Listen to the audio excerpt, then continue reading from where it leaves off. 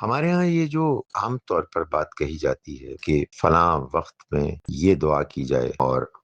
فلاں موقع پر یہ ذکر کیا جائے، تو اس کو کرنے میں بہت فائدہ ہوتا ہے اور ہمیں مسلمانوں کو ایسا ہی کرنا چاہیے۔ یہ بات اپنی جگہ پر ٹھیک ہے، لیکن یہ جاننا ضروری ہے کہ یہ ٹھیک بات اصل میں ہے کیا۔ عام طور پر خیال یہ کیا جاتا ہے کہ جب آپ کچھ الفاظ ایک خاص وقت موقع پر بولیں گے، اس کا آپ کو بہت فائدہ ہوگا، اس کا آپ کو بہت ثواب ملے گا۔ اصل حقیقت یہ ہے کہ اللہ تعالیٰ نے قرآن مجید میں اور نبی اکرم صلی اللہ علیہ وسلم نے اپنے زندگی میں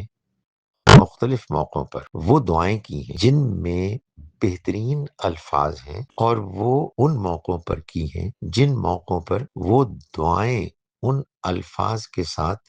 مؤثر ہوتی ہیں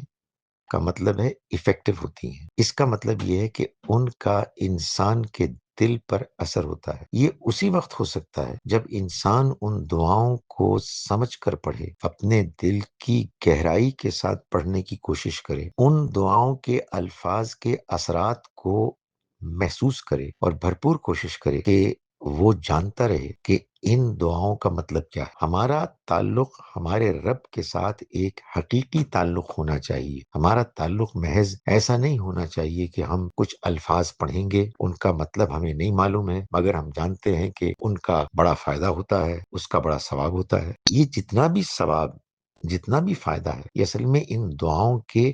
مفہوم میں ہے، اور اس مفہوم کو سمجھ کر انسان کے اوپر جو اثرات ہوتے ہیں، جو انسان کے اوپر کیفیت طاری ہوتی ہے،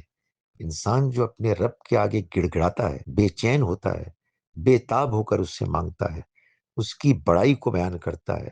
اس کے گن گاتا ہے، اس کا شکر ادا کرتا ہے اپنے دل کی گہرائی سے، اصل میں ان دعاؤں کا اصل مقصد یہ ہے۔ تو جہاں ہم صحیح الفاظ کے ساتھ قرآن اور حدیث میں بیان کی گئی دعاؤں کو پڑھیں ان کے صحیح اوقات اور موقعوں پر، وہاں اس سے بھی زیادہ ضروری یہ ہے کہ ہم ان کو سمجھ کر پڑھیں،